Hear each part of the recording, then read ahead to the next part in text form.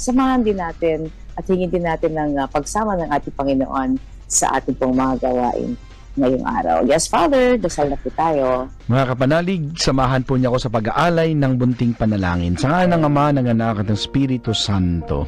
Amen. Panginoon, basbasan mo po kaming lahat na patuloy na nagtitiwala at siya'y naniniwala upang kami ay maging mensahe ng pag-asa at pagpapanibago. Basbasan mo ang mga panalig namin na naglalakbay ngayon patungo sa kanilang mga gawain, sa kanilang mga libangan, sa kanilang mga paroroonan, na manatili silang ligtas at matiwasay nilang marating kanilang paroroonan. Basbasan mo rin, Panginoon, ang mga panalig namin may karamdaman, panumbalikin mo na sila sa kanilang kalusugan upang makabalik sila sa paglilingkod sa iyo. Hingatan mo po ang lahat ng mga panalig namin patuloy na nakikinig at natututo. Basbasan mo rin ang mga anchors at at the same time ang mga nasa likod ng programang ito, ang staff ng Radio Veritas. Hinihiling namin ito sa ngalan ni Kristo, naming Panginoon. Amen.